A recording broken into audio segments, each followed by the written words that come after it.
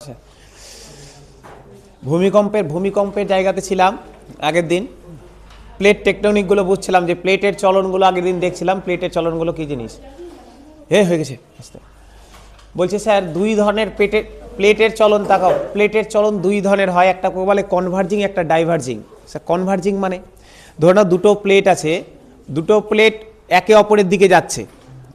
তাকাও স্যার, ছোট্ট জিনিস, বেশি নয়, অল্প জিনিসে সাজানো আছে। দুটো প্লেট একে অপরের দিকে যাচ্ছে, এটা হচ্ছে কনভার্জিং। আর যখন দূরে সরে যাবে, যখন পরস্পর থেকে দূরে সরছে, ডাইভার্জিং। একই দিকে যাচ্ছে কনভার্জিং, দূরে যাচ্ছে ডাইভার্জিং। তো ভাবো তো, দুটো প্লেট যদি একই দিকে যায়, এদের মধ্যে ধাক্কা লাগলে এদের মধ্যে কি কি কারণে ভূমিকম্প হতে পারে? এদের মধ্যে ধাক্কা লাগলো, ভূমিকম্প হলো। প্লেটগুলোর চলন হচ্ছে, তাও ভূমিকম্প হতে পারে। তো দুটো প্লেট আসছে, একটা ধরো ভারী, একটা হালকা। তো ভারী প্লেটটা দেখো, ভারী আর হালকাতে যদি ধাক্কা লাগে, ভারী প্লেটটা কিন্তু অটোমেটিক নিচের দিকে থাকবে, হালকা প্লেটটার উপরে উঠে যাবে। বুঝতে পারলে কি বললাম? দুটো ভারী জিনিস, একটা হালকা জিনিস, এদের মধ্যে যদি ধাক্কাটা লাগে তো ভারীটা নিচের দিকে থাকবে, হালকাটা এর উপরে উঠে যাবে। তো এই ঘটনাটা হয় কনভার্জিং। এবার যদি হালকাটা এর উপরে উঠে যায়, ভারীটা যদি নিচের দিকে ঢুকে যায়, তাহলে এর ওপরে যে মাটিগুলো জমেছিল, এর ওপরে যে লিথোস্ফিয়ারটা ছিল, সেটা উপরের দিকে উঠে যাবে। উঠবে তো, এর কিছু তো সাইড ইফেক্ট দেখা যাবে। তো ওপরের দিকে যদি উঠে যায় স্যার, তখন তৈরি হবে বিভিন্ন পাহাড়, মাউন্টেন। এরকমই একটা পাহাড়ের নাম হচ্ছে হিমালয় পর্বত। ঠিক আছে? তো এই জন্য হিমালয় পর্বত হচ্ছে ভঙ্গিল পর্বত। ও কিন্তু দিনের পর দিন এখনও কিন্তু হিমালয় বাড়ছে। প্লেটগুলো যত ধাক্কা লাগছে, হিমালয় তত বাড়ছে। দেখবে আগে ছিল, আমরা পড়তাম কত, 8848, এখন 50 হয়ে গেছে। আর 2 বছর পরে তো 52 হয়ে যাবে, বা 2 বছর হোক, 10 বছর পর 52 পড়বো আমরা।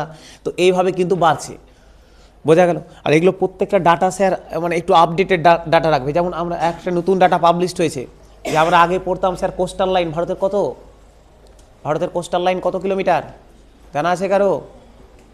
7516.6। এটা কিন্তু আগের ডাটা ছিল, 2024-এর লাস্টের রিসেন্ট ডাটা কিন্তু আমাদের গভর্নমেন্ট অফ ইন্ডিয়া পাবলিশ করেছে একদম অফিসিয়াল সাইডে। 11,098.8 কিলোমিটার এখন। মাথায় রাখবে কিন্তু, 7516 আর নাই কিন্তু। এখন পরীক্ষাতে যেহেতু স্যার আপডেট কোশ্চেন দিচ্ছে, এখন কোশ্চেন কিন্তু এখন যদি আসে 7516.6 আর হবে না। এখন ডাটাটা হচ্ছে স্যার 11,098.8 কিলোমিটার কোস্টাল লাইন ভারতবর্ষের। তো একটু কারেন্ট অ্যাফেয়ার্সের দিকে এগুলো চোখ রাখবে। তো গল্প হচ্ছে এটাও, যে স্যার এখন যদি হিমালয়ের হাইট বলে, এখন হিমালয়ের হাইট কিন্তু 8,000, তোমার হচ্ছে 850.2 এরকম আশেপাশে। তো গল্প তাহলে যেটা দাঁড়ালো স্যার, কনভার্জিংয়ে, ডাইভার্জিংটা নিয়ে পরে বলছি। কনভার্জিংয়ে যেটা হয়, কনভার্জিংয়ে একটা হালকা, একটা ভারী প্লেট থাকে। ভারী প্লেটটা নিচের দিকে নেমে যায়, হালকাটা এর উপরে উঠে যায়। তো হালকাটা যখনই ওপরের দিকে উঠে যাবে, এর নিচের যে ভূমিগুলো ছিল, এর নিচে যে পলিগুলো জমেছিল বা মাটিগুলো, লিথোস্ফিয়ারটা ছিল, সেটাও ওর সাথে সাথে ধাক্কা লেগে উপরে উঠছে। নিঃসন্দেহে এটাকে চেপে উপরের দিকে উঠিয়ে দিবে। এরকম যদি দুটো জিনিস ধাক্কা লাগে, এভাবে তো উপরে উঠে যাবে। তো এই যে উপরে উঠে যাচ্ছে, এটাই মাউন্টেনের জন্ম নিচ্ছে। একটা ছবি দেখো, তাহলে বুঝতে পারবে।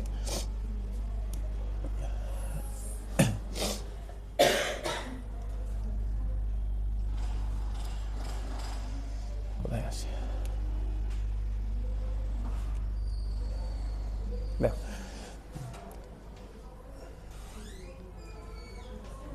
হ্যাঁ এই দেখো স্যার, এই যে দেখতে পাচ্ছ স্যার, কন্টিনেন্টাল প্লেট, এটাও কন্টিনেন্টাল প্লেট, দুটোই কন্টিনেন্টাল প্লেট স্যার। এটা হচ্ছে ভারীটা, এটা হচ্ছে সেই হালকা পাটটা। যখনই দুটো ধাক্কা লাগলো, ভারীটা স্যার নেমে গেল নিচের দিকে, আর হালকা পাটটা উঠে গেল ওপরের দিকে। বোঝা গেল? ভারীটা নেমে গেল নিচের দিকে, হালকাটা উঠে গেল উপরের দিকে। এই যে হালকাটা যখন এখান থেকে ধাক্কা মেরে উপরের দিকে উঠছে, এখানকার ভূমিগুলোকে উপরের দিকে ছেড়ে দিয়েছে, তৈরি হলো স্যার দেখো ওপরে মাউন্টেন তৈরি হলো। বোঝা গেল? তাহলে স্যার লিখে রাখো, প্লেট। স্যার প্লেট আমরা দুই ধরনের প্লেটের কথা পড়বো, একটা হচ্ছে কনভার্জিং প্লেট, একটা হচ্ছে ডাইভার্জিং প্লেট।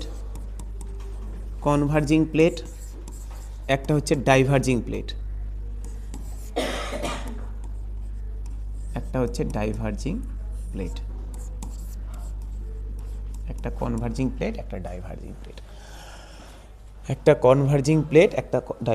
স্যার লিথোস্ফিয়ার মানে ভূমি।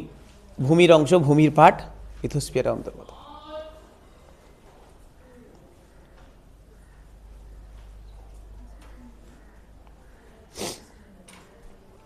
লিখে নাও পটাপট স্যার। নিজের মতো করে যদি ছবি আঁকতে চাও, নিজের মতো করে দেখে একটু ছবি এঁকে নাও, যাতে করে নিজে বুঝতে পারো। একটাকে নিচের দিকে নামিয়ে দাও, একটাকে উপরের দিকে তুলে দাও।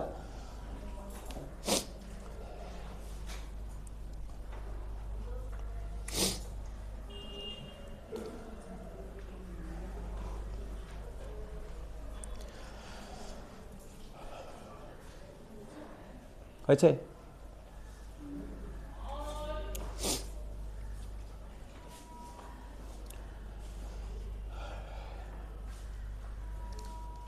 আসি পরেরটাই।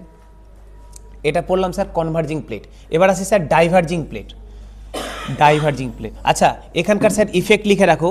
এর ফলে মাউন্টেন, পাহাড়, পর্বত এগুলো তৈরি হয়। পাহাড় তৈরি হচ্ছে, পর্বত তৈরি হচ্ছে, এগুলো তৈরি হচ্ছে। ঠিক আছে, এবার ডাইভার্জিংয়ে আসি। ডাইভার্জিং প্লেট মানে হচ্ছে স্যার যেটা দূরে সরে যাচ্ছে, দূরে সরছে, দূরে।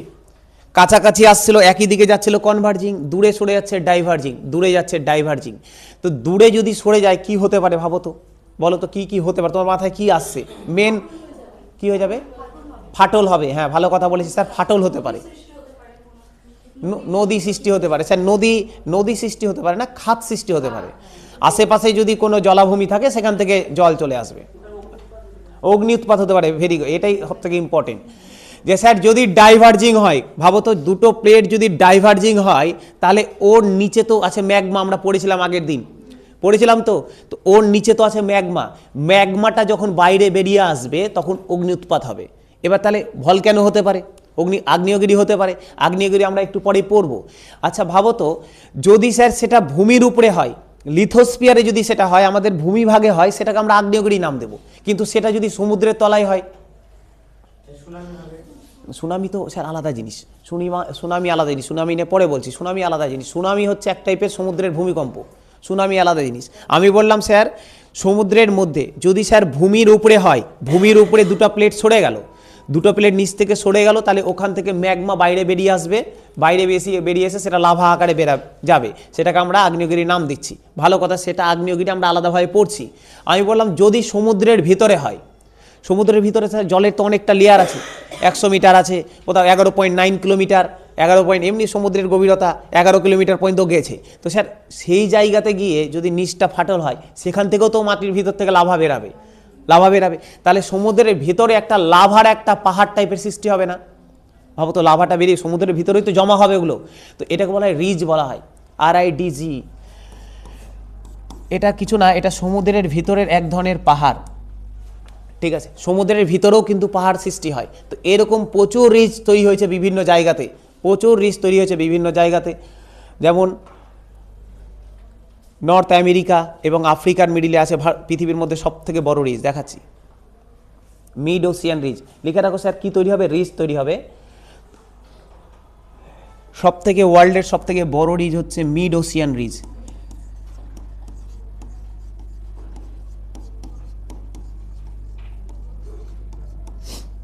এবং এইগুলোর সাইজ কিন্তু আমরা আমাদের ওপরে যে পাহাড়গুলো তৈরি হয় ভূমির ওপরে, তার থেকে অনেক বেশি। এই যে মিড ওসিয়ান রিজ, এটা প্রায় 65,000 কিলোমিটার লম্বা। ভাবতে পারছো সমুদ্রের তলায় 65,000 কিলোমিটার লম্বা একটা রিজ তৈরি হয়ে আছে, একটা পাহাড় টাইপের তৈরি হয়ে আছে এই ইসের জন্য, ম্যাগমার জন্য, ডাইভার্জিংয়ের নেচারের জন্য। রিজটার ছবি দেখাচ্ছি, দেখো।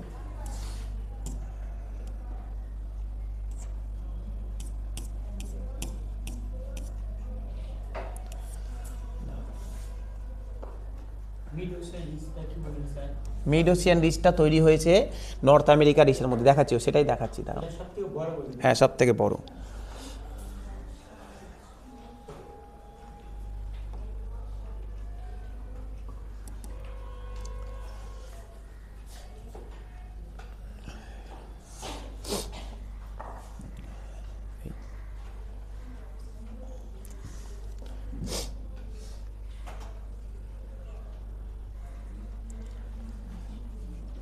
এই দেখো স্যার, এই যে এখানে দেখতে পাচ্ছ,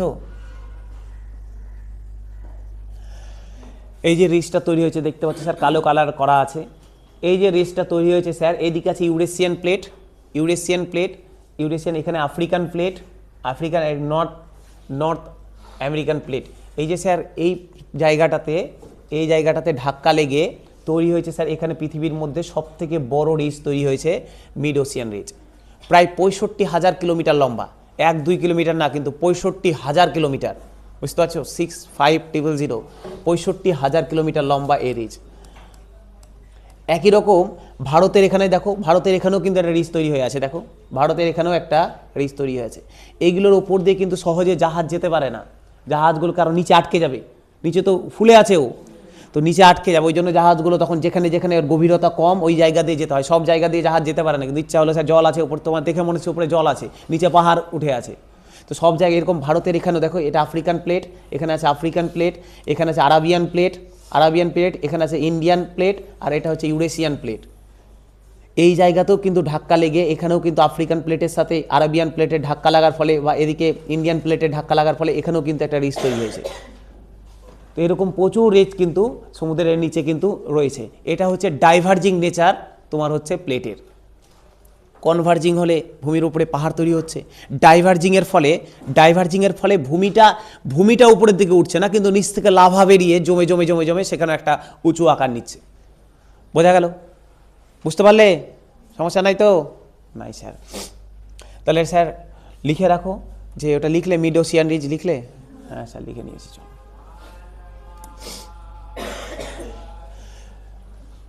আচ্ছা, এবার চলে আসি স্যার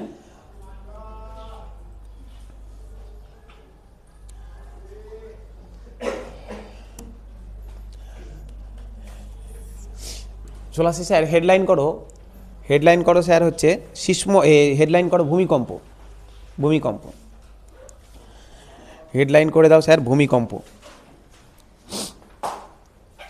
আচ্ছা, ভূমিকম্প আমরা কোন যন্ত্রের মাধ্যমে মাপি ভূমিকম্পের তীব্রতা? সিসমোগ্রাফ দিয়ে মাপি। যদি স্কেল বলে স্যার রিক্টার স্কেল। জিনিসটা কি স্যার দুটো আলাদা আলাদা কেন সেটাও দেখো, দুটো আলাদা আলাদা কেন। সিসমোগ্রাফ কি আর রিক্টার স্কেল কি? আচ্ছা ছবি দাও। সিসমোগ্রাফ দেখেছো কখনো? সিসমোগ্রাফ যন্ত্রটা দাঁড়া, এখানে ছবি দেখাচ্ছে। একটা গ্রাফ থাকে আর ওর পাশে স্কেল থাকে।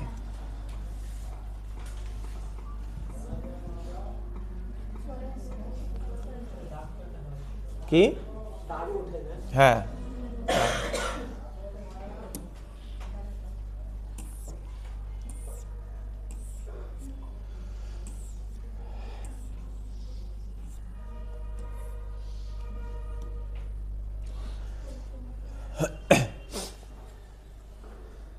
দেখো এই যে স্যার সিসমোগ্রাফে, এই যে দেখো সিসমোগ্রাফ, এই যে টোটাল যে ফিনোমেনাটা সিসমোগ্রাফে এটা মাপা হয়।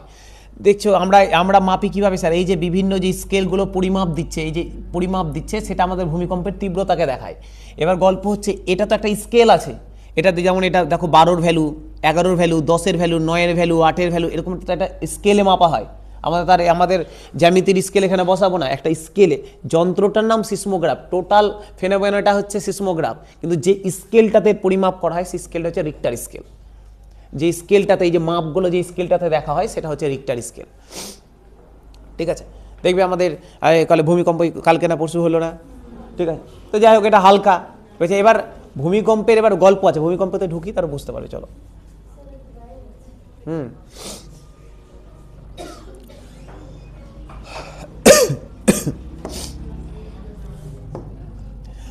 বলছে ধরে নাও এটা ভূমির অংশ, ঠিক এর নিচে যেখানে স্যার এই ভূমিকম্পের উৎপত্তি। এবার ভূমিকম্পের উৎপত্তি এখানে একটা পয়েন্টে কিভাবে হলো?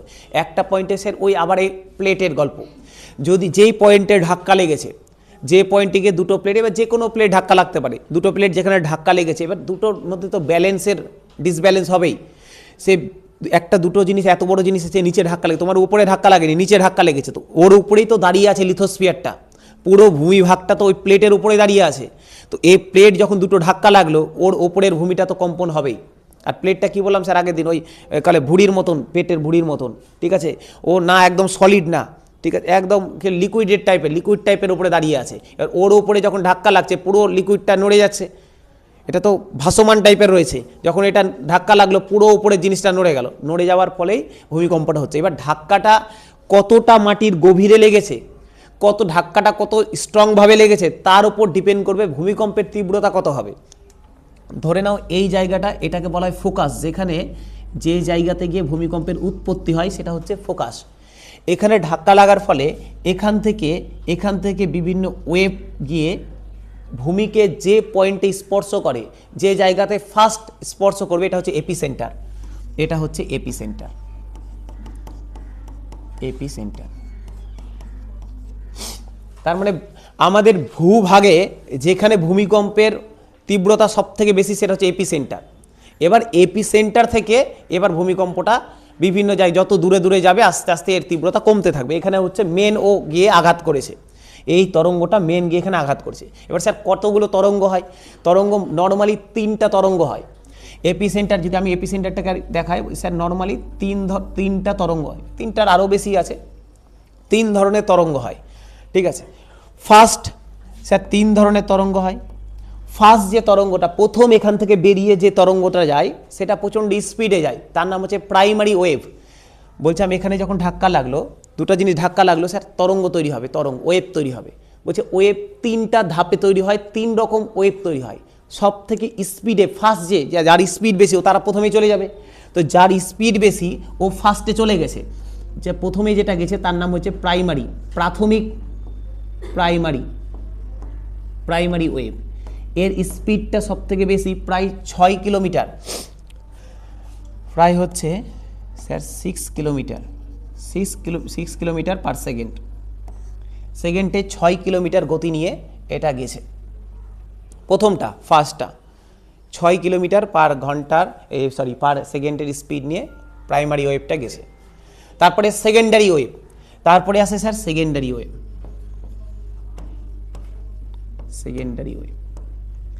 সেকেন্ডারির ওয়েভেরটা মোটামুটি এর অর্ধেক, 3 কিলোমিটার পার সেকেন্ড, মোটামুটি অর্ধেক।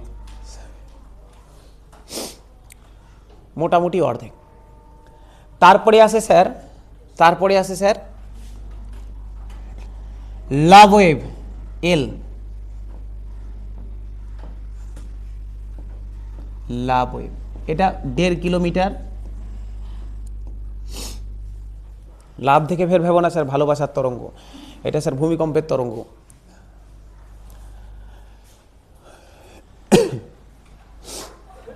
1.5 কিলোমিটার পার সেকেন্ড। এবার ভাবো তো কোন তরঙ্গটা সব থেকে বেশি ক্ষতি করতে পারে? কোনটা সব থেকে বেশি ক্ষতি করতে পারে স্যার?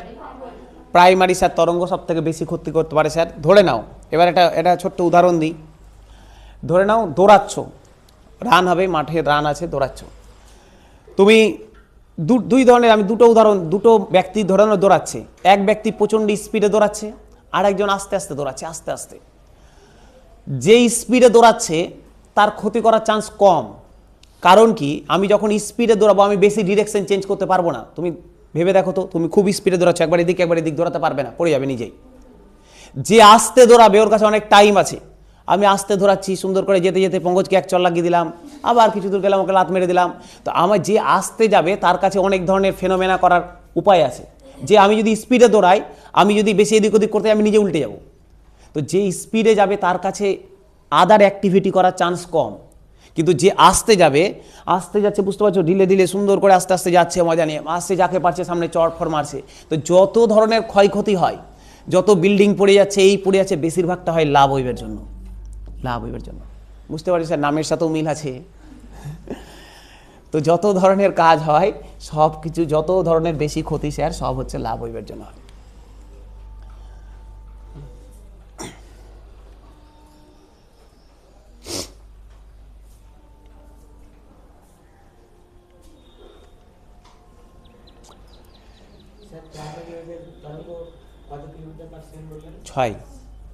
ছয় বাবলু দেখতে পাচ্ছ না?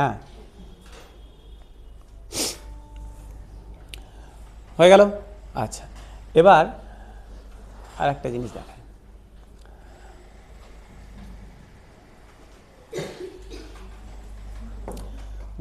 দেখো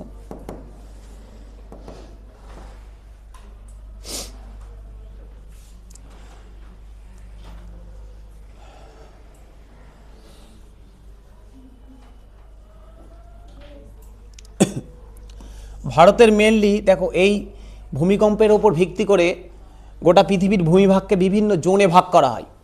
zone 5, zone 4, zone 3, zone 2, zone 1, zone 1-এর আর অস্তিত্ব নেই, zone 5, zone 4, zone 3, zone 2, mainly zone 2 পর্যন্ত। বলছে জোন 5 মানে হচ্ছে যেগুলো হাই ইন্টেন্সিভ, যেগুলোতে একদম ভূমিকম্প প্রবল, জোন 5। আরেকটু যেগুলো কম সেগুলো জোন 4, যেগুলোতে অল্প মিডিয়াম হয় জোন 3, আর যেগুলোতে প্রায় হয়ই না সেগুলো হচ্ছে জোন 2। ভারতবর্ষের বলো তো, একটু নিজেই বুদ্ধি লাগতো, ভারতবর্ষের কোন জায়গাটা জোন 5-এর আন্ডারে আসতে পারে? কোন জায়গাগুলো ভারতের বলছি তো, ভারতের কোন জায়গাগুলো জোন 5-এর আন্ডারে আসতে পারে? নর্থের এরিয়াগুলো আসবে। দেখে বুঝতে পারছো যে এলাকাগুলোতে পাহাড় তৈরি হয়েছে না, তার মানে ওই জায়গাগুলোতে নিচে প্লেট টেকটোনিক বেশি হয়েছে। তার মানে আমাদের উত্তরাখণ্ডে মাঝে মধ্যে দেখবে ভূমিকম্প শোনা যায়, যে ভূমিকম্প হয়েছে উত্তরাখণ্ডে, এই বাড়ি ভেঙে গেল। উত্তরাখণ্ড, নেপাল লাগোয়া যেগুলো জায়গা রয়েছে, উত্তরাখণ্ড, জম্মু কাশ্মীরের কিছু এলাকা, এই জায়গাগুলোতে, হিমাচল প্রদেশ, এই জায়গাগুলোতে একদম হাই ইন্টেন্সিভ জোন 5-এর আন্ডারে আসে। তারপরে একটু নিচে চলে আসো দিল্লিতে মাঝে মধ্যে ভূমিকম্প দেখায়, দিল্লি হচ্ছে জোন 4-এর আন্ডারে আসে। তারপরে চলে আসো আমাদের যে আমরা যে সমভূমি অঞ্চলটাতে আছি, উত্তরপ্রদেশ, বিহার, ওয়েস্ট বেঙ্গল, আমাদের বেশিরভাগ, এবার ওয়েস্ট বেঙ্গলের বিভিন্ন জায়গার ভাগ আছে, আমি এটা রাফ আইডিয়া বলছি, এই জায়গাগুলো মোটামুটি জোন 3-র আন্ডারে আসে। সাউথে চলে যাও, ব্যাঙ্গালোর বলো, কর্ণাটক হোক বা কেরালা হোক, এগুলো চলে আসে জোন 2-এর আন্ডারে। কখনো শুনবে না যে কর্ণাটকে খুব বড় ভূমিকম্প হয়েছে, তার কারণ আছে, শিলা যখন পড়বো, রক সিস্টেম যখন পড়বো বুঝতে পারবে, ওগুলো ব্যাসাল্ট শিলা দিয়ে তৈরি, আগ্নেয় শিলা দিয়ে তৈরি, দাক্ষিণাত্যের মালভূমি, ওই শিলা ভেদ করে ভূমিকম্পের ওয়েভ আসতেই পারে না বাইরে। আগ্নেয় শিলা দক্ষিণাত্যের মালভূমি, এই যে আমাদের যে দাক্ষিণাত্যের মালভূমিগুলো রয়েছে, যখন দেখতে হবে একদম একদম মোটা, প্রথমে পাললিক শিলা, আগ্নেয় শিলা, তার উপরে এসে মোটা স্তর তৈরি করেছে, ঠিক আছে। ওদের নিচে প্রচুর খনি আছে, কিন্তু বের করা সম্ভব না, কারণ এত শক্ত আগ্নেয় শিলা, ওকে খুঁড়ে বের করা যায় না, ওই জন্য ওখানে ভূমিকম্পের প্রভাবটাও তেমন পায় না। তো আমাদের যে এলাকাগুলো, আমাদের এগুলো মোটামুটি জোন 3-র আন্ডারে। কোনো জায়গা যেমন কলকাতার একদম নিচের দিকে চলে যাবে, ওগুলো জোন 2-এর আন্ডারে। একটু নর্থের দিকে চলে যাবে ওয়েস্ট বেঙ্গলের, ওরা জোন 3 থেকে কিছু জায়গা জোন 4-এ চলে যায়। তো মোটামুটি আমরা জোন 3-র আন্ডারে থাকি। উত্তর ভারতগুলো বেশিরভাগটা জোন 4, 2-একটা জায়গা আছে যেমন উত্তরাখণ্ড, এরা জোন 5-এর আন্ডারে আসে। তো ভারতবর্ষে যে ভূমিকম্পটা দেখা যায় মেনলি হচ্ছে, এই দেখো এই জায়গাটা হচ্ছে ইউরেশিয়ান প্লেট, এই যে জায়গাটা, এগুলো হচ্ছে ইউরেশিয়ান প্লেট, এই জায়গাটা ইউরেশিয়ান প্লেট, নেপাল হয়ে নেপালে এইগুলো হচ্ছে ইউরেশিয়ান প্লেট। ভারতের এখানে হচ্ছে, এটা হচ্ছে ইন্ডিয়ান প্লেট, এই জায়গা হচ্ছে ইন্ডিয়ান প্লেট, এটা ইউরেশিয়ান প্লেট। এখানে স্যার রয়েছে আরাবিয়ান প্লেট, আরাবিয়ান প্লেট দেখ। তারপরে এইদিকে স্যার চলে আসো, ইউরোপিয়ান প্লেট এইদিকে আছে। বলছে আমাদের ভারতবর্ষে যে ভূমিকম্প মেনলি দেখা যায়, সেটা হচ্ছে এই প্লেটগুলো ধাক্কার জন্য। এই প্লেটগুলো যখন ধাক্কা লাগে, ঠিক একদম এই বরাবর ওয়েভটা চলে আসে,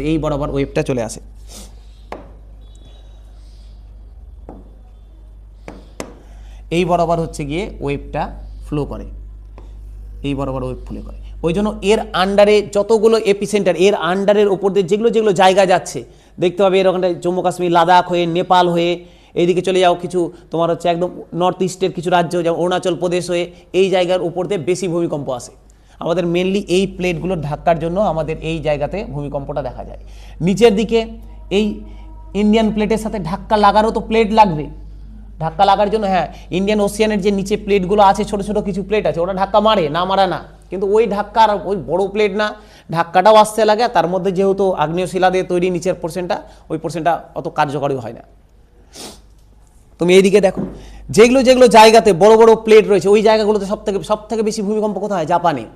জাপানে লোকেশনটাই এরকম। দেখো এই যে জাপান দেখতে পাচ্ছি স্যার, জাপানের লোকেশন দেখো, উপরের দিকে ইউরেশিয়ান প্লেট, এইদিকে স্যার ফিলিপাইন প্লেট, এখানে হচ্ছে প্যাসিফিক ওশিয়ান প্লেট।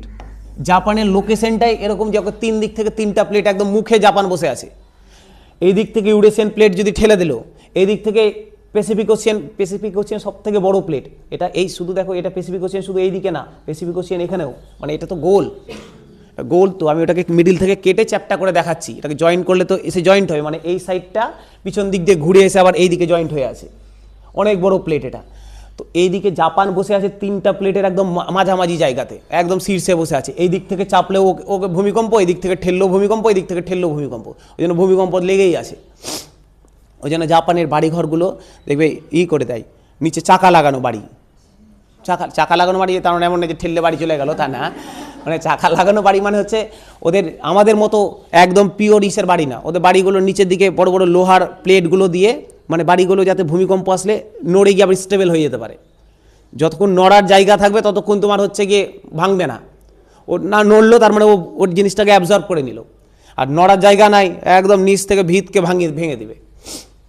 ওই জন্য এখন যেগুলো বাড়ি করছে দেখবে আগে বালু দিয়ে বাড়িগুলোকে, আগে নিচের ভূমিটাকে বালু দিচ্ছে। বালুর কারণ আছে, বালুর মধ্যে অনেক গ্যাপ থাকে, সিমেন্ট দিয়ে দিলে গ্যাপটা থাকবে না, আগে বালু দিয়ে দিলে, বালু ধরুন আগে 5 ফিট বালু দিয়ে দিল, বালু দিলে গ্যাপগুলো আছে, ভূমিকম্প বাই চান্সও আসলে আগে বালুটা অ্যাবজর্ব করে নেবে, তারপরে সিমেন্ট আছে ওটা পরের কথা, নিচে আগে বালুটাকে অ্যাবজর্ব করে নেবে। তো এটা গেল স্যার। ওই জন্য স্যার জাপান হচ্ছে সব থেকে বেশি ভূমিকম্প প্রবণ এলাকা, জাপান। একদিকে Philippine plate, Pacific ocean plate, এদিকে ইউরেশিয়ান প্লেট, ঠিক আছে। আমাদের ভারতের স্যার ভারতের মেন ইফেক্ট করে Eurasian plate, Indian plate, Arabian plate, এদিকে স্যার ইউরোপিয়ান প্লেট। এইগুলো ভারতের উপরে এদের বেশি প্রভাব। কিন্তু যদিও ভারতের উপরে প্রভাব হলেও আমাদের ভারতের উত্তর পোর্শনটাই শুধু এর প্রভাবটা পায় বলে উত্তরের দিকটাতে বেশি হয়, নিচের দিকটা তেমনভাবে পায় না। যদি কোনো কারণে আরবিয়ান প্লেটের সাথে ইন্ডিয়ান প্লেটে ধাক্কা লাগে তখন এই সাইডটাতে কিছু ভূমিকম্পের ঢোকে, কিন্তু ঢুকলেও ওটার বহিঃপ্রকাশ হতে পারে না, যেহেতু আগ্নেয় শিলা রয়েছে বহিঃপ্রকাশ হতে পারে না, নিচে দাবা পড়ে থেকে যায়। চলে আসি স্যার নেক্সট।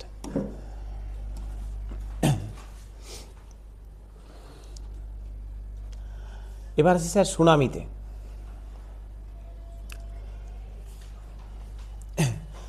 সুনামি থেকে স্যার লিখার কিছু নেই, একটু শুধু শুনে রাখো, কিছু না, একই জিনিস, এই জিনিসটাই সুনামি।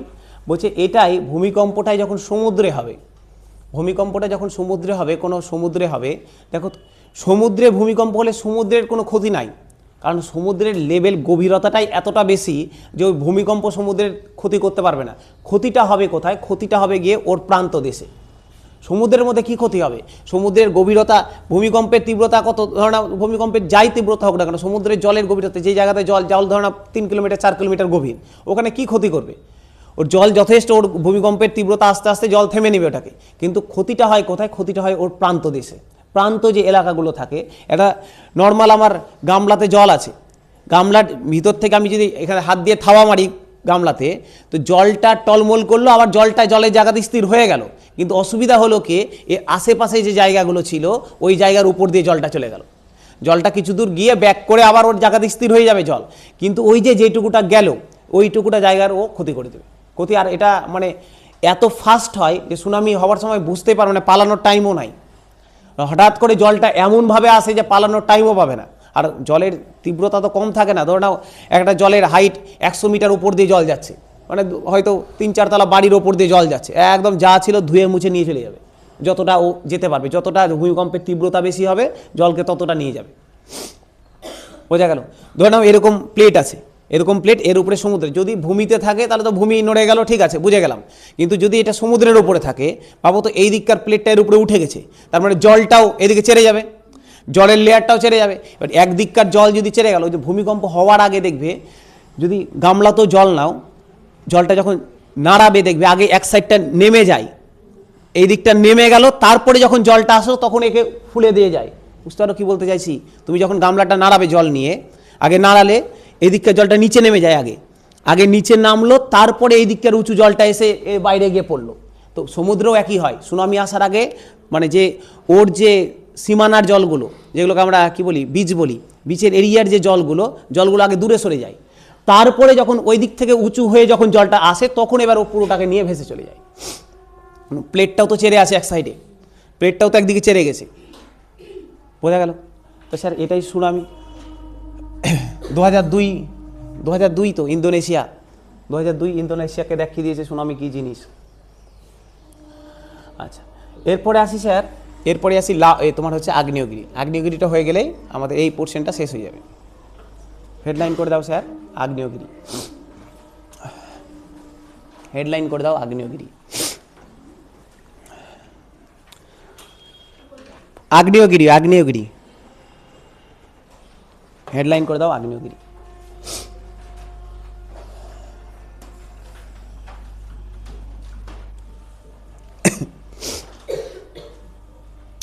ভূমিকম্প হওয়ার পিছনে আগ্নেয়গিরিও একটা কারণ। বলছে ধরো স্যার, ধরো এর নিচে ম্যাগমা রয়েছে, এর নিচে এটা স্যার ক্রাস্ট এরিয়া, এর নিচে এখানে ম্যাগমা আছে।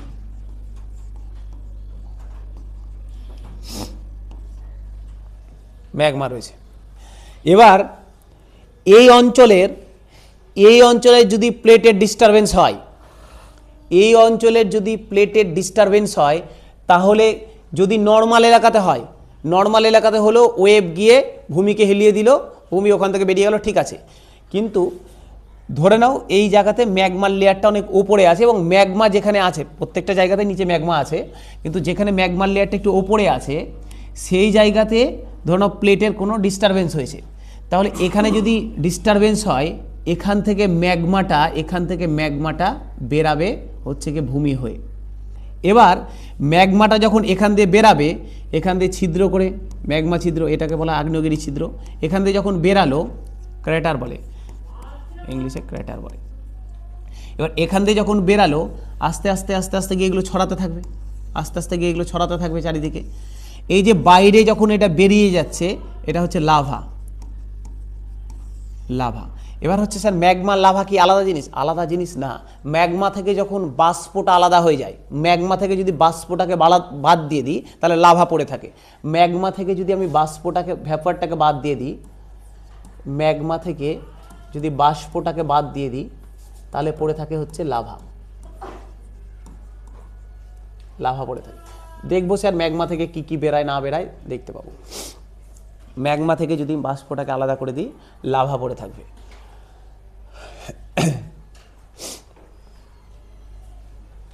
বুঝতে পারছো?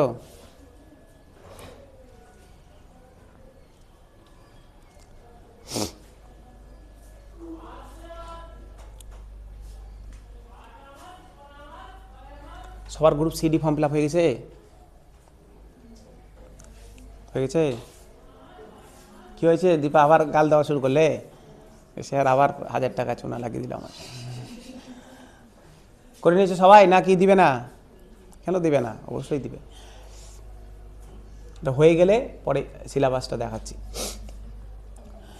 হয়ে গেছে স্যার, বোঝা গেল? আচ্ছা, এবার গল্প হচ্ছে নর্মালি ভাবো তো, এই যে লাভাটা বেরালো, নর্মালি যে লাভাটা বেরালো, এটা যখন ঠান্ডা হবে, সব থেকে অনেকগুলো এর ইফেক্ট আছে, ইফেক্টগুলো পরে লিখছি। এর যে নর্মালি চোখে দেখে যেটা মনে হচ্ছে, স্যার লাভাটা যেটা বেরালো বাইরের দিকে, এটা যখন ঠান্ডা হবে বড় বড় শিলার আকার নিয়ে নেবে না? শিলার আকার নিবে তো। এখান থেকে শুরু হচ্ছে রক কনসেপ্টে, শিলা যে ভাবটা, এই যে শিলার যে চ্যাপ্টারটা আছে কিন্তু আমাদের আবার প্রাইমারিতে, শিলা থেকে কোশ্চেনও দিয়েছে আগের বার, ঠিক আছে? তো এখান থেকে তৈরি হচ্ছে, তার মানে বুঝতেই পারছি স্যার এই চ্যাপ্টারটা শেষ হলে আমরা কিন্তু ঢুকে যাব রক সিস্টেমের দিকে, আমরা ঢুকবো।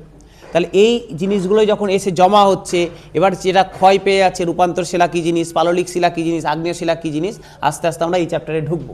তো এখন আর শিলা নিয়ে বলছি না, এখন এখানে স্থির থাকি। তো বলছে স্যার এই লাভা ম্যাগমাটা যখন বেরালো, বেরিয়ে ছড়াতে লাগলো, এই যে যখন ম্যাগমাটা বেরিয়ে ছড়িয়ে যাচ্ছে, এই ম্যাগমাটাই ধীরে ধীরে ঠান্ডা হতে হতে হতে হতে শিলার রূপ নিচ্ছে। এবার গল্প হচ্ছে যে ম্যাগমার কালার কি? ম্যাগমার কালার হচ্ছে লাল, লাল কালার। টেম্পারেচার থাকে প্রায় 1900 ডিগ্রি সেন্টিগ্রেড, 1900 ডিগ্রি সেন্টিগ্রেডের কাছে টেম্পারেচার থাকে, লিখে রাখো। কালার হচ্ছে লাল কালার, 1900 ডিগ্রি সেন্টিগ্রেডের আশেপাশে টেম্পারেচার হেরফের করে, 1900 ডিগ্রি।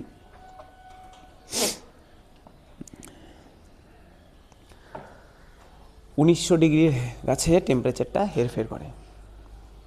আচ্ছা ভাবো তো স্যার, যদি আগ্নেয়গিরি হয়, অগ্ন্যুৎপাত যদি হয়, অগ্ন্যুৎপাত হলে ওর আশেপাশে ভূমিকম্প হবেই, অগ্ন্যুৎপাত হলে ভূমিকম্প হবে মাস্ট। ওর আশেপাশের এলাকাতে ভূমিকম্প হবেই। এবার কেন হবে? অগ্নি উৎপাত আর ভূমিকম্প লিঙ্কেড একে অপরের সাথে। অগ্নি উৎপাতের জন্য ভূমিকম্প হয়। কেন হয় ভাবো তো? এটা আমি এখানে ছবিটাতে ছোট করে দেখালাম, জিনিসটা তার ছোট বেরায় না, প্রচুর পরিমাণে একবারে ম্যাগমা বেরায়। তো এখান থেকে যদি কিছুটা জিনিস বাইরে বেরিয়ে যায়, তাহলে আশেপাশের জায়গা থেকে এটাকে পূরণ করার জন্য ম্যাগমা ছুটে আসবে। গ্যাপ তো থাকতে পারে না মিডিলে তো গ্যাপ থাকতে পারে না, তাহলে আশেপাশ থেকে এই ম্যাগমাগুলো এখানে পূরণ করার জন্য ছুটে আসবে। তো যখনই ছুটে আসবে, যখনই একটা জায়গায় গ্যাপ তৈরি হয়ে গেছে, আশপাশ থেকে হঠাৎ করে ম্যাগমা এখানে গ্যাপ পূরণ করার জন্য ছুটে আসছে, তো যখনই ছুটে আসবে নিচে ডিস্টারবেন্স তৈরি হয়ে যাবে, নিচে একটা আন্দোলন তৈরি হবে, একটা ঝাঁকুনির তৈরি হবে। তো এই ঝাঁকুনিটাই দিবে হচ্ছে ভূমিকম্পের রূপ। তার মানে যখন যেখানে অগ্নিৎপাত হবে, ওর আশেপাশের এলাকাতে ভূমিকম্প হবে। ঠিক আছে, তাহলে এটা কিন্তু লিঙ্কেড হচ্ছে ভূমিকম্পের সাথে গেল। এবার গল্প হচ্ছে স্যার ম্যাগমা থেকে কি কি বেরায়, ম্যাগমা থেকে কি কি বেরায়।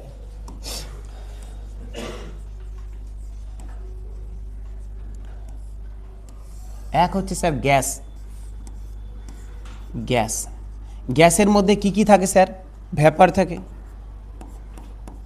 বাষ্প থাকে। এটাই সব থেকে বেশি থাকে স্যার, একবার পরীক্ষায় দিয়েছিল যে ম্যাগমার মধ্যে উপস্থিত সব থেকে বেশি কি থাকে? ভ্যাপার থাকে, বাষ্প থাকে। 85% বাষ্প থাকে, সব থেকে বেশি পরিমাণে উপস্থিত থাকে বাষ্প। আর কি থাকে স্যার? আর এর মধ্যে মানে গ্যাসের মধ্যে আর কি কি থাকে? গ্যাসের মধ্যে স্যার SO2 থাকে, সালফার ডাইঅক্সাইড থাকে, NO2 থাকে, ভ্যাপার থাকে, SO2 থাকে, NO2 থাকে, এগুলো হচ্ছে এর মধ্যে উপস্থিত থাকে। হাইড্রোজেন থাকে স্যার, হাইড্রোজেনও লিখে থাকবে, হাইড্রোজেন থাকে। আর স্যার সেকেন্ড হচ্ছে মল্টেন বলে, এটা গ্যাস বেরায়, মল্টেন বেরায়। স্যার মল্টেন মানে লিখে রাখো বাংলায় যে স্যার বিভিন্ন যে মেটালকে কি বলবো, ধাতু, বিভিন্ন ধাতুর যে বিভিন্ন ধাতু তরল অবস্থায় বেরিয়ে আসে, মল্টেন হচ্ছে বিভিন্ন ধাতু তরল অবস্থায় বেরিয়ে আসে।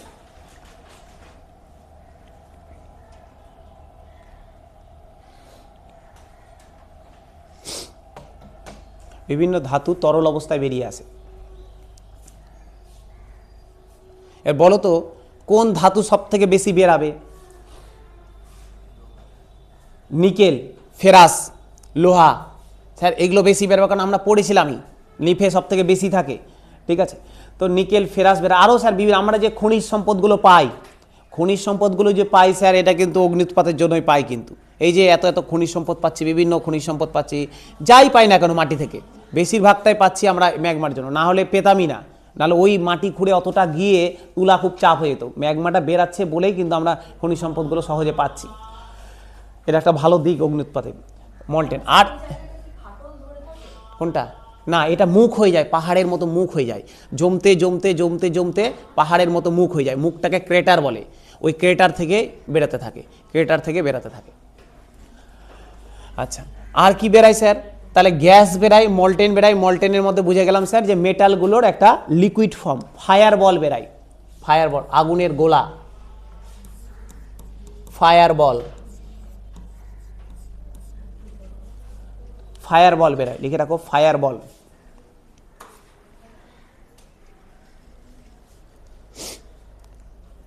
বেরায় স্যার। ফায়ার বল দুই ধরনের হয়, এক ছোট হয়, ছোট মানে এমন ভেবো না যে স্যার এইটুকু, ছোট মানে তুলনামূলক ছোট। কিছু হয় ছোট, কিছু হয় একদম বড় সাইজ। তাহলে দুটার আলাদা নাম আছে। ফায়ার বল বেরায়, ফায়ার বলের দুই রকম বেরায়, একটা স্মল বেরায়, ছোট বেরায়। ছোটটাকে বলে নেপেলি। আর যেটা বড় বেরায়, বড় যেটা বেরায় থেকে সেইগুলোকে বলা হয় ভলক্যানিক বম। যেগুলো বড় বেরায়, আগ্নেয় বম, ভলক্যানিক বম।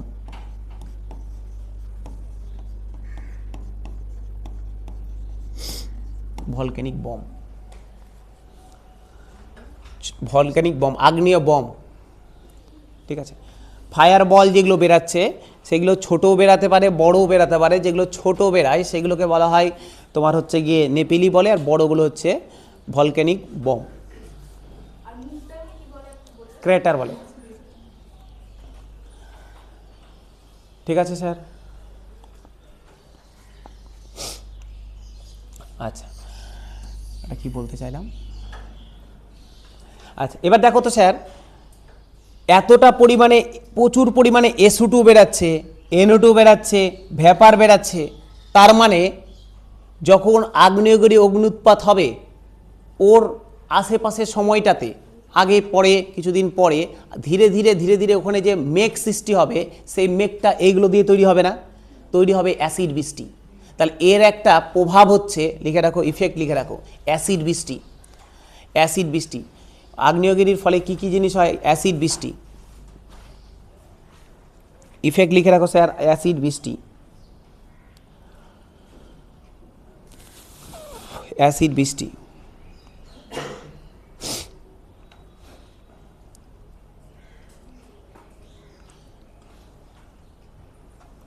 হয়েছে?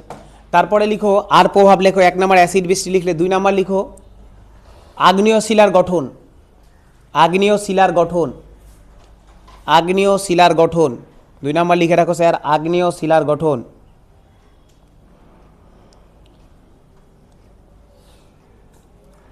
আগ্নেয় শিলার গঠন।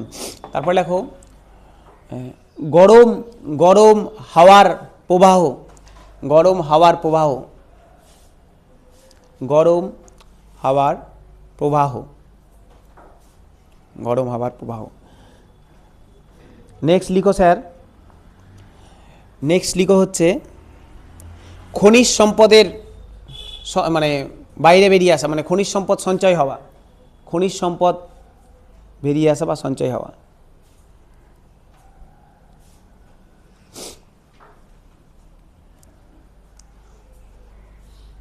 একটা জিনিস লক্ষ্য করো তো, ভারতবর্ষের যদি আগ্নেয়গিরি হতে চায় সাউথের দিকে হবে। কেন হবে সাউথের দিকে? কারণ লক্ষ্য করো ওপরের দিকে তো স্যার প্লেটের মানে আমার বেরিয়ে আসার জায়গা নেই। সাউথের দিকে গল্প হচ্ছে কি, সাউথের দিকে আগ্নেয় শিলার জন্য বেরাতে পারে না ঠিকই, কিন্তু নিচে কিন্তু ধাক্কা কিন্তু লাগছে। কারণ এক হচ্ছে ইন্ডিয়ান প্লেট, ছোট ছোট প্লেট আছে, এদিকে আরাবিয়ান প্লেট আছে। এরা যখন ধাক্কা মারছে, যেহেতু সমুদ্র উপরে তার সমুদ্র নেই, নিচে যখন ওই সমুদ্রের নিচে যখন ধাক্কা লাগছে তোমার আরবিয়ান সিতে নিচে যখন ধাক্কা লাগছে, সেই জায়গা যদি ভারতবর্ষে বেরায় মাঝে মধ্যে যদি অগ্নুৎপাত হয় আরবিয়ান সি এর মধ্যেই হচ্ছে, কিন্তু বাইরে আমরা দেখতে পাচ্ছি না। আর যে যদি তোমার হচ্ছে, দেখো ম্যাপটাতে দেখি তাহলে বুঝতে পারবে, ম্যাপটা দেখো বুঝতে পারবে। দেখো তো ভারতের যদি এখানে এই যে আরাবিয়ান সি স্যার, এখানে আরাবিয়ান প্লেট আছে, ইন্ডিয়ান প্লেট আছে, ভূমিকম্প হচ্ছে আমাদের মেনলি উত্তরে অনেকগুলো প্লেট আছে, এদের মধ্যে ধাক্কা লাগছে, ভূমিকম্প হচ্ছে, ঠিক আছে। আমি বললাম যেটা আগ্নেয়গিরি লাভা যে বেরাবে, লাভা বেরানোর জন্য স্যার এখানে উপযুক্ত জায়গা রয়েছে। এক হচ্ছে গিয়ে আরাবিয়ান প্লেট, ইন্ডিয়ান প্লেট। এরা যখন নিচে সমুদ্রের নিচে এই জায়গাতে ধাক্কা মারছে,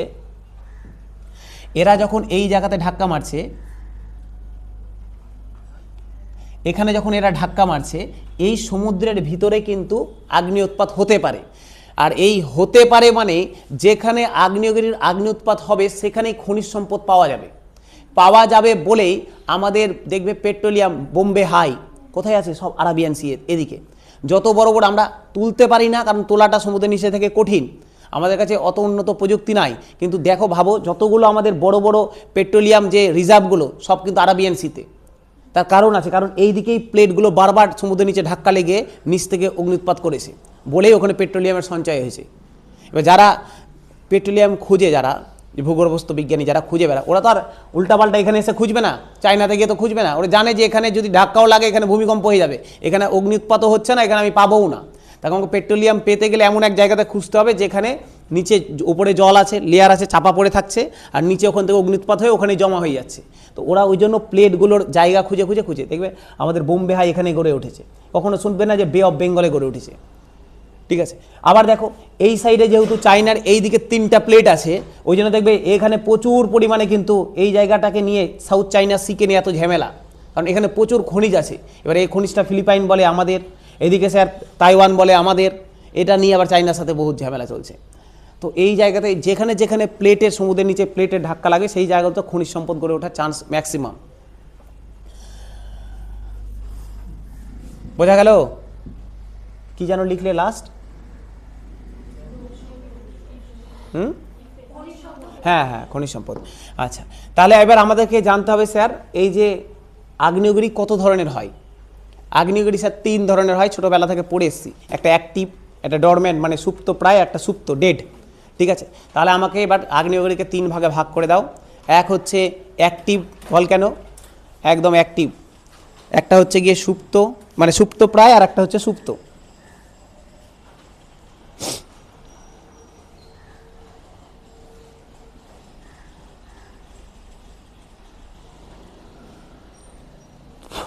দেখো, এবার কিছু কিছু আগ্নেয়গিরির নাম বলছি স্যার, একটা একটা করে লিখে রাখো।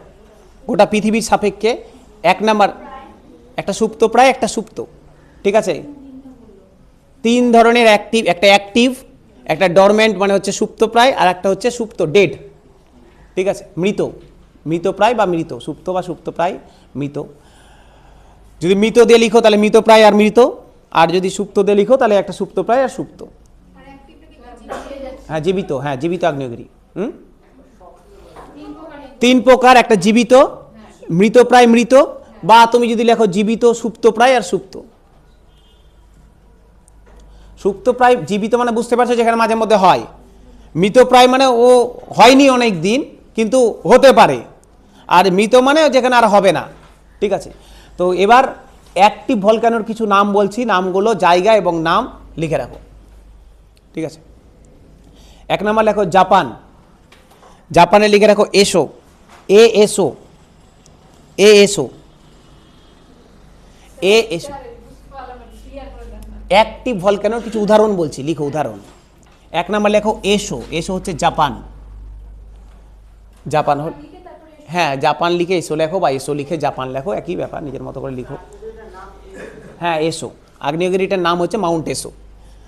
তারপরে লেখো ইন্দোনেশিয়ার, লেখো সেমেরু, ইন্দোনেশিয়ার সেমেরু, যেটা লাস্ট হলো, ইন্দোনেশিয়ার সেমেরু, সে মেরু, দন্ত সহায়কার ময়কার রহস্য, সেমেরু। ইতালি, ইতালি দিয়ে লেখো এটনা, ইটিএনএ, এটনা, ইতালি দিয়ে লেখো এটনা, এটনা হয়েছে। তারপরে লেখো ভিসুভিয়াস, ভিসুভিয়াস, ইতালি লেখো ভিসুভিয়াস, ভিসু, হ্যাঁ ইতালিতেই, এটনা ভিসুভিয়াস, ভিসুভিয়াস লেখো। তারপরে লেখো স্ট্রম্বোলি, ইতালিতেই স্ট্রম্বোলি, স্ট্রম্বোলি, ভিসুভিয়াস, এটনা, স্ট্রম্বোলি হয়েছে। এটা গেল ইতালি 3টা। চলে আসো স্যার, চলে আসো অ্যান্টার্কটিকা, অ্যান্টার্কটিকা লেখো এরিবাস, EREBUS, অ্যান্টার্কটিকা লেখো এরিবাস, এরিবাস লেখো অ্যান্টার্কটিকা, EREBUS, এরিবাস লেখো অ্যান্টার্কটিকা। ঠিক আছে, ভারতের লেখো আন্দামানে লেখো ব্যারেন আইসল্যান্ড, ব্যারেন দ্বীপ, ভারতের ব্যারেন দ্বীপ, আন্দামান নিকোবরে, লিখে রাখো আন্দামান নিকোবরে ব্যারেন দ্বীপ।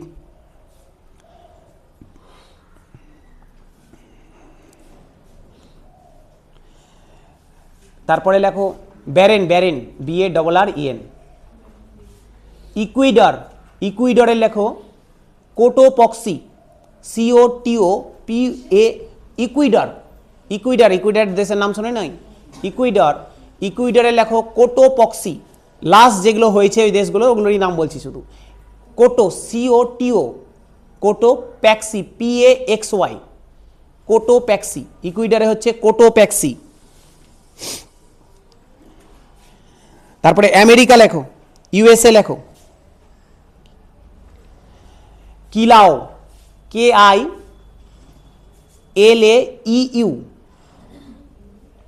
কেলাও, কেলাও, KILAEU, কেলাও হয়েছে।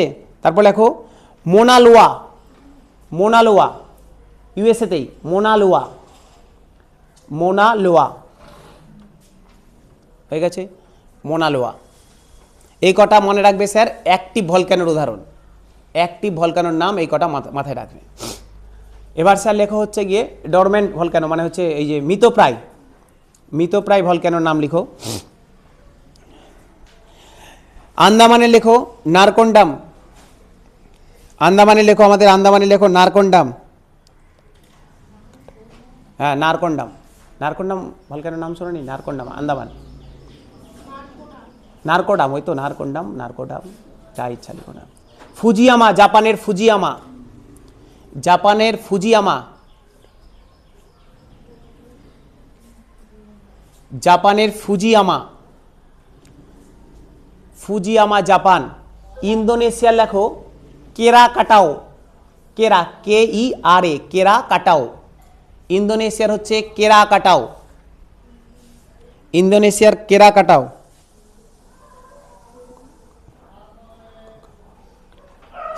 হয়েছে? এবার চলে আসো মৃততে, মৃত,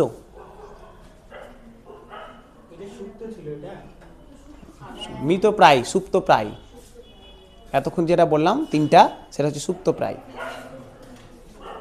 কি হয়েছে? ও তো মৃত প্রায় বা সুপ্ত প্রায় যেটাই হোক। এবার লেখো মৃত, মৃত লেখো পোপা, লেখো পোপা, পোপা, পোপা, পোপা ইন্দোনেশিয়া, না পোপা আগ্নেয়গিরির নাম, ইন্দোনেশিয়া পোপা। কিলিমাঞ্জারো, আচ্ছা পোপা লিখলে কিলিমাঞ্জারো, আফ্রিকা। হ্যাঁ বলছি স্যার, পোপা হচ্ছে ইন্দোনেশিয়া, কিলিমাঞ্জারো আফ্রিকা। হয়েছে? আকাঙ্কাগুয়া,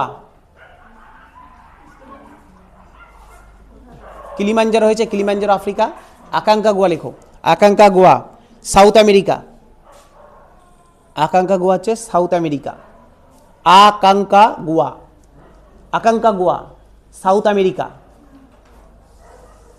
কিলিমাঞ্জারো হয়েছে আফ্রিকা, আকাঙ্কাগুয়া সাউথ আমেরিকা, পোপা হচ্ছে ইন্দোনেশিয়া। এই কটা ছিল আমাদের তোমার হচ্ছে ভলক্যানো, ইম্পর্টেন্ট ভলক্যানো। লাস্ট যেগুলো যেগুলোতে অগ্নুৎপাত হয়েছে রিসেন্ট, সেইগুলোরই শুধু নাম লেখা আছে, প্রচুর। মৃতগুলোতে লাস্ট জবে হয়ে বন্ধ হয়ে গেছে, তো হয়েছে বলেই তো নাম ভলক্যানো, কোনো না কোনো দিন তো হয়েছে, আর হবে না, এখন বন্ধ হয়ে, আর বন্ধ হয়ে গেছে।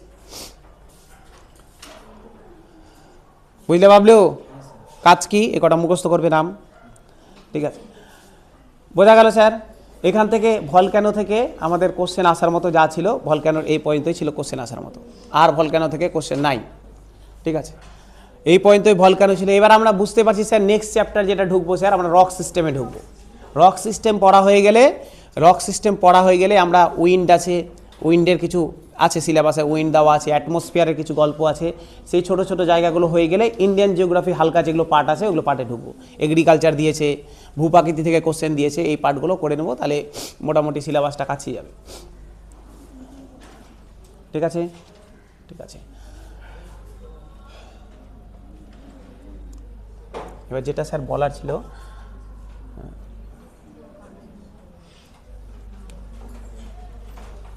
এই সবার ফর্ম ফিল আপ হয়েছে না হয়নি কারো? গ্রুপ সিডির ফর্ম ফিল আপ, ক্লাস যে দেরি আছে 4 তারিখ, কিন্তু করে নিও। রিসেন্ট হয়তো এখন যারা করছে রিসেন্ট একটু সাইডে প্রবলেম চলছে, ছবি নিচ্ছে না, ছবি সিগনেচার ম্যাচ করছে না অনেকেরই, তো একটু দেখে শুনে করে নিও, নাহলে আবার ওয়েস্ট বেঙ্গলের সাইডের ভরসা নেই, কখন বন্ধ হয়ে যাবে আর খুলবেই না কিন্তু, ঠিক আছে? অরিজিনাল কথায় খুলবেই না, তখন থেকে যাবে হা করে, কিন্তু যে খুলছে না সাইড করতেই পারলাম না। আচ্ছা সিলেবাসটা শুধু একটু দেখিয়ে দিই স্যার, নতুন সিলেবাস পাবলিশ করেছে, দুটো আগে সি দেখায় তারপরে ডি দেখাচ্ছি।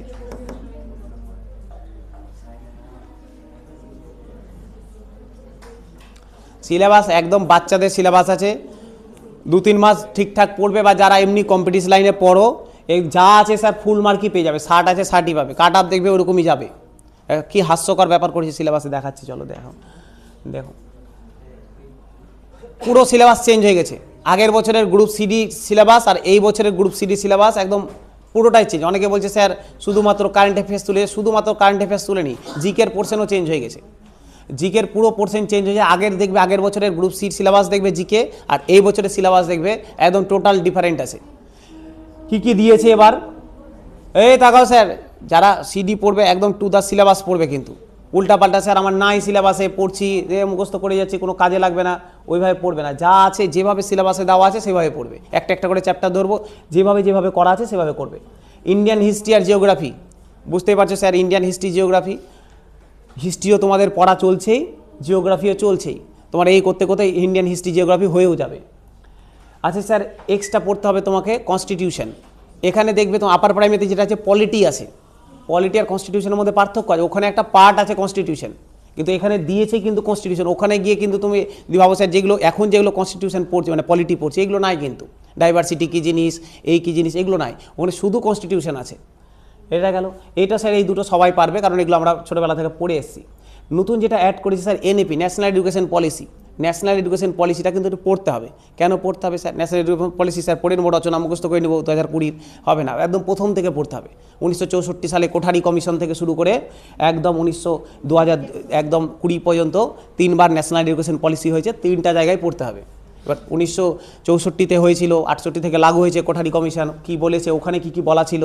সেকেন্ড রাজীব গান্ধীর সময় একবার চেঞ্জ হয়েছে 86-র আশেপাশে, তখন কী হয়েছিল, আবার এখন নতুনটাতে কী পরিবর্তন হয়েছে, এগুলো একটু দেখতে হবে এখান থেকে। এটা দিয়েছে sir gender awareness, rule and regulation. Gender awareness মানে স্যার বুঝতেই পারছো, জেন্ডার অ্যাওয়ারনেস এই জায়গাতে মেন যেগুলো থাকবে স্কিমগুলোর কথা বলতে চাইছে, যে মেয়েদেরকে নিয়ে যে বিভিন্ন স্কিমগুলো আসছে, তাদের জন্য বিভিন্ন জেন্ডার গ্যাপ ইন্ডেক্স তৈরি হচ্ছে, স্কিম আসছে, সে বেটি বাঁচাও বেটি পড়াও হোক, কন্যাশ্রী হোক, এগুলো স্কিমগুলো একটু ডিটেলস পড়তে হবে এখানে। Elementary knowledge about the traditional and হচ্ছে contemporary popular culture of India. Sir এটা বলতে চাইছে ট্র্যাডিশনাল জিকে, মানে এখানে চলে আসবে ফোক ডান্স, এখানে চলে আসবে ক্লাসিক্যাল ডান্স, এখানে আসবে নৃত্য, তারপরে হচ্ছে তোমার চলে আসবে তোমার ফেস্টিভ্যাল, তারপরে ইনস্ট্রুমেন্ট, বাদ্যযন্ত্রগুলো, এগুলো প্রত্যেকটা কিন্তু আমাদের কালচার ইসের মধ্যে চলে আসবে। যত ধরনের লোকাল যেগুলো কালচার আছে সেগুলো আসবে, কিন্তু আলকাপ থেকে শুরু করে এগুলো প্রত্যেকটা জিনিস কিন্তু এর মধ্যে ঢুকবে, কিন্তু যদি এগুলো পিডিএফ প্রোভাইড করা হয়েছে।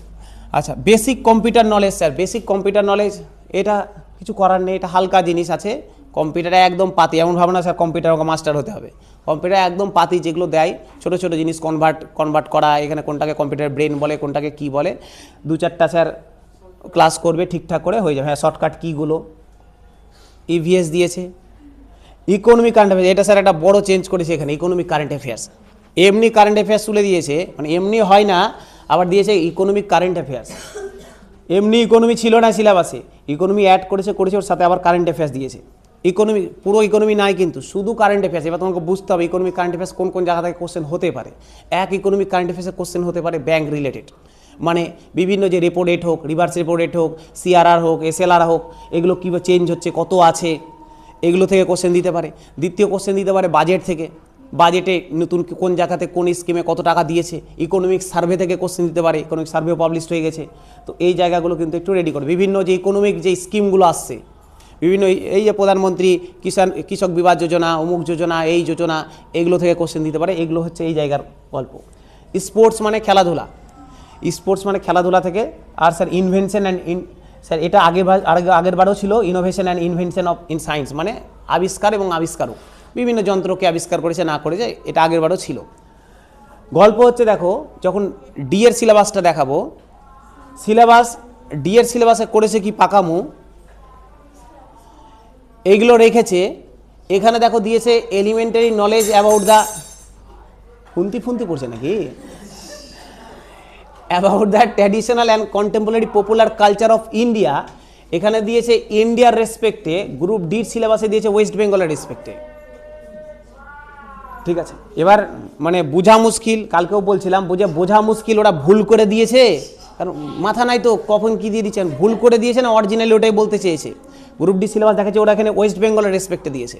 তারপরে আমাকে সি যখন দিবে তখন তোমাকে পুরো ইন্ডিয়ারটা বলতে হবে, পুরো ইন্ডিয়ার কোথায় কী কালচার, কোথায় কী ডান্স হচ্ছে, কোথায় ফোক ডান্স কী আছে, ক্লাসিক্যাল ডান্স কী আছে, কোথাকার বাদ্যযন্ত্র কী, কোথাকার উৎসবগুলো কী কী আছে, ফেস্টিভ্যাল। আর ডি এর যখন দেবে শুধুমাত্র ওয়েস্ট বেঙ্গলেরটা পড়তে হবে। আর কি দিয়েছে স্যার, আর একটা জায়গা গ্রুপ ডিতে চেঞ্জ করেছে, এখানে দিয়েছে স্পোর্টস, আর ওখানে দিয়েছে কারেন্ট অ্যাফেয়ার্স রিলেটেড স্পোর্ট। বুঝতে পারলে, মানে স্পোর্টের কারেন্ট অ্যাফেয়ার্স, মানে তোমাকে কারেন্ট অ্যাফেয়ার্সে শুধু স্পোর্ট পার্টটা পড়তে হবে। এটা একটা গেল। আমাদের দেখবে current affairs, monthly current affairs দেওয়া হয় কারেন্ট অ্যাফেয়ার্সের গ্রুপে, যদি না থাকে জয়েন হয়ে যাবে, ওখানে শুধু স্পোর্ট পার্ট আলাদা করে দেওয়া থাকে, ওই স্পোর্ট পার্টটা শুধু করে নেবে। ইংলিশের সিলেবাস স্যার, ইংলিশে আর সেরা ব্যাপার স্যার, এ দীপা কি হয়েছে, কি গল্প করছো? হরেক মাল। দীপা তো স্যার কাল থেকেই বলছি যে 500-1000 টাকা আবার লস করবেন ফর্ম ফিল আপ করাতে গিয়ে। স্যার ইংলিশে দেখো, ইংলিশের সিলেবাস ছোটো করে দিয়েছে, কিছু নাই। গ্রামারের মধ্যে শুধু প্রিপোজিশন আর সিঙ্গুলার প্লুরাল। স্যার ইংলিশ করতে গিয়ে কিন্তু গোটা ইংলিশ করতে যেও না, সিলেবাসে যেটুকু আছে সেইটুকুই বলে দিয়েছে স্যার, প্রিপোজিশন আর সিঙ্গুলার প্লুরাল, আর কিচ্ছু নাই গ্রামারে, এইটুকুটাই করতে বলেছে তোমাকে। সিনোনিম অ্যান্টোনিম দিয়েছে ভোকাবুলারির মধ্যে, ভোকাবুলারি লিখেই দিয়েছে, তো সিনোনিম অ্যান্টোনিম আলাদা করে বলার কিছু একবারে হয়েই যেত। স্পেলিং চেক, সেন্টেন্স স্ট্রাকচার, এইটুকুটাই আছে। লজিক্যাল স্যার তোমার এই যে রিজনিংয়ে স্যার আগের বার যা ছিল তাই আছে, রিজনিং বেশি চেঞ্জ করেনি, আগের বার যা ছিল তাই আছে। অ্যারিথমেটিকে দেখো 10টা চ্যাপ্টার দিয়েছে পাটিগণিতের, একদম বেশি না স্যার, 10টা চ্যাপ্টার দিয়েছে, সব চ্যাপ্টার নাই পাটিগণিতে কিন্তু। না তুমি এখানে গিয়ে পার্টনারশিপ পাবে, না নাম্বার সিস্টেম আছে, না 5 অ্যান্ড ক্রিস্টান আছে, না তোমার হচ্ছে গিয়ে আরও প্রচুর চ্যাপ্টার নেই, প্রচুর চ্যাপ্টার নেই এখানে। টাইম অ্যান্ড ডিস্টেন্স আছে স্যার, টাইম ডিস্টেন্স আছে, ঠিক আছে, ওখানে বয়ল আছে টাইম ডিস্টেন্স, ঠিক আছে, টাইম ডিস্টেন্স আছে। তাহলে মাত্র 10টা চ্যাপ্টার, এই হচ্ছে 60 নম্বরের পরীক্ষা। গ্রুপ ডিতে দেখো স্যার, গ্রুপ ডি সিলেবাস বলে স্যার, গ্রুপ ডিকে গ্রুপ ডি বানিয়ে দিয়েছে।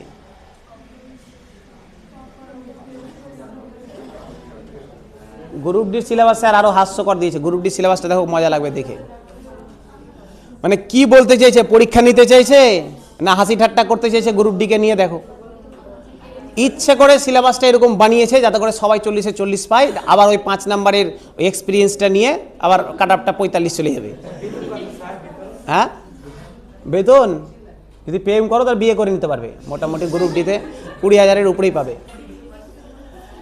দেখো জিকের 5টা চ্যাপ্টার দিয়েছে, একটা পরীক্ষা কম্পিটিশনের পরীক্ষা দিতে যাবে, পুরো জিকে থেকে 5টা জিনিস দিয়েছে, Indian history, geography, Indian constitution, elementary knowledge একটু আগে বললাম ইন্ডিয়া ছিল, ওয়েস্ট বেঙ্গল দিয়েছে, স্পোর্ট রিসেন্ট অ্যাচিভমেন্ট, ঠিক আছে, মানে বুঝতেই পারছো স্যার কারেন্ট অ্যাফেয়ার্স বলেছে স্পোর্টের, আর এলিমেন্টারি কম্পিউটার লিটারেসি, বাস এইটুকুটাই জিকে দিয়েছে।